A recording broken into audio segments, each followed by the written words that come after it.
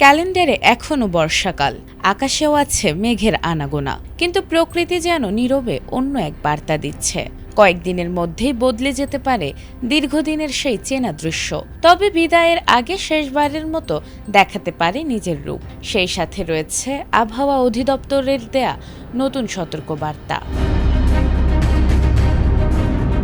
আর মাত্র কয়েকদিনের বৃষ্টি যেন বাকি, এরপর ধীরে ধীরে কমতে পারে বর্ষার দাপট। এমনই আভাস দিয়েছে বাংলাদেশ আবহাওয়া অধিদপ্তর। সংস্থাটি বলছে, আগামী 2 থেকে 3 দিন দেশের বেশিরভাগ এলাকাতেই মাঝারি থেকে ভারী বৃষ্টি হতে পারে।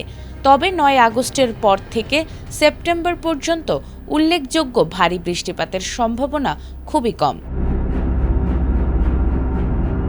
আবহাওয়া অফিসের দেয়া তথ্য অনুযায়ী বর্তমানে সাগরে নিম্নচাপ সৃষ্টির মতো অনুকূল পরিবেশ নেই, তাই আপাতত বড় ধরনের প্রাকৃতিক দুর্যোগের আশঙ্কাও কম।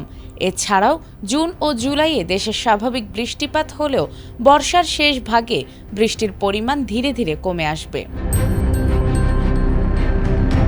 তবে বৃষ্টি কমলেও ভ্যাপসা গরম থেকে এখনই মিলছে না স্বস্তি, কারণ বাতাসে জলীয় বাষ্পের পরিমাণ বেশি থাকায় প্রকৃত তাপমাত্রার তুলনায় 2 থেকে 3 ডিগ্রি বেশি গরম অনুভূত হচ্ছে।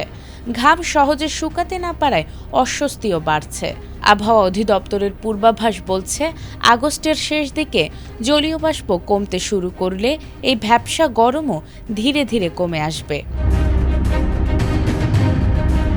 এদিকে বৃহস্পতিবার খুলনা, বরিশাল, পটুয়াখালী, নোয়াখালী, চট্টগ্রাম ও কক্সবাজার অঞ্চলে ঘণ্টায় 45 থেকে 60 কিলোমিটার বেগে দমকা বা ঝোড়ো হাওয়া বয়ে যেতে পারে।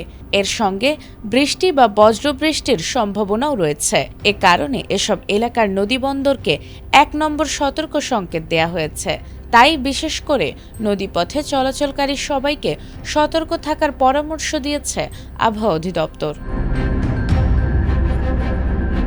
নাজমুন নাহার জান্নাত, এটিএন বাংলা।